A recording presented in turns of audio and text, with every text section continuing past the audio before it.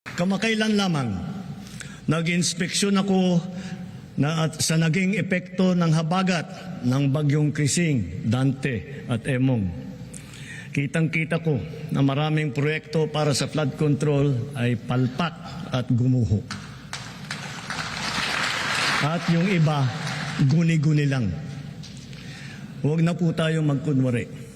Alam naman ng buong madla na nagkakaraket sa mga proyekto.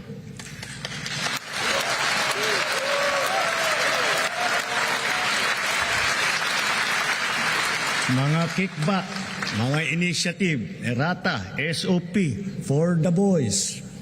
Kaya sa mga nakikipagsabwatan upang kunin ang pondo ng bayan at nakawin ang kinabukasan ng ating mga mamamayan, mahiya naman kayo sa inyong kapwa Pilipino.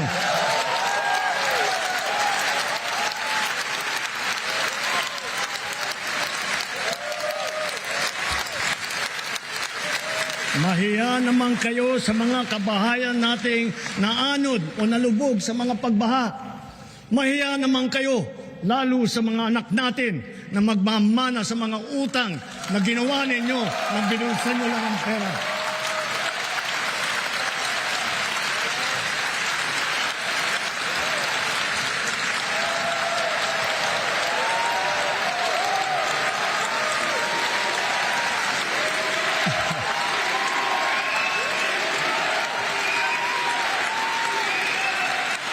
Para hindi na maulit, so that this will not happen again.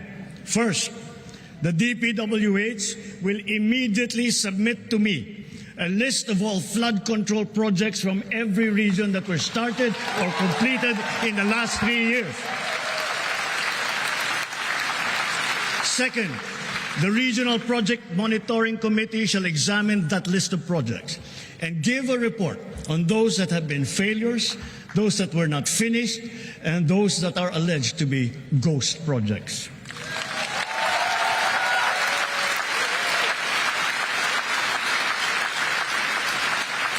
And third, we will publish this list.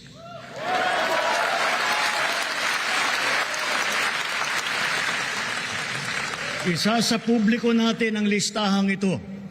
Kaya ang publiko na saksi sa mga proyektong ito ay malayang suriin ang listahan at magbahagi ng kanilang nalalaman para makatulong sa ating investigasyon.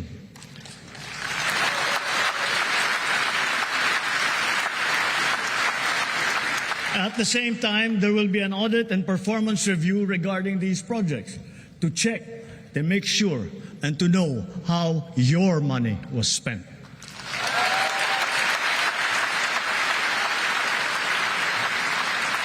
Sa mga susunod na buwan, makakasuhan ang lahat ng mga lalabas na may sala mula sa investigasyon, pati na ang mga kasabwat na kontratista sa buong bansa.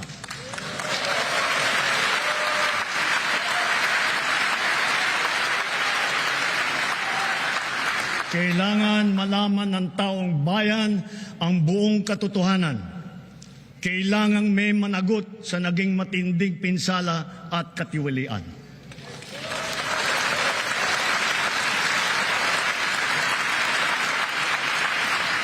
Therefore, for the 2026 national budget, I will return any proposed general appropriations bill that is not fully aligned with the national expenditure program.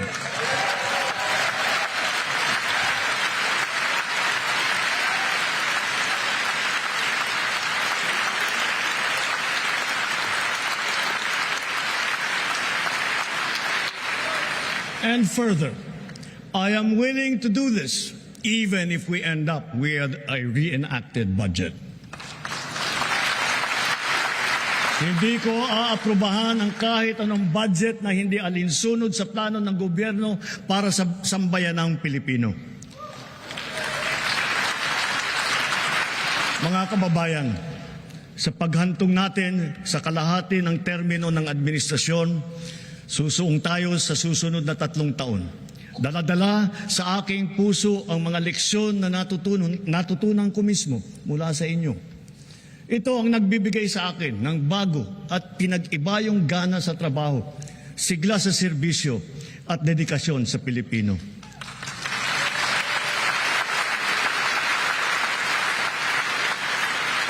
Huwag nating hayaang malihis ang ating pagtuon at pagtahak sa landas ng kaunlaran dahil nasa abot tanaw na natin ito. Ito ang ating dapat na pagtulungan. Ito ang ating dapat na pinagtutunguhan. At kayang-kaya nating ito marating at maisakatuparan.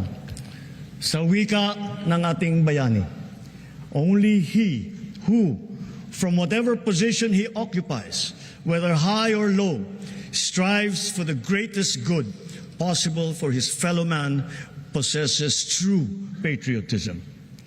Alam po natin sa ating puso kung ano ang tama, kung ano ang mali, kung ano ang mas mahalaga at mas makakabuti sa sarili, sa pamilya at sa ating bayan. Sa mga matitinding hamon na binabato at hinaharang ng ating mundo ngayon, nasa likod ninyo ang pamahalaan. At huwag tayong matakot. Huwag tayong titiklop. Huwag tayong mawawalan ng pag-asa. Dahil ang Pilipino ay likas na matapang, magaling, masipag, matibay at mabuti.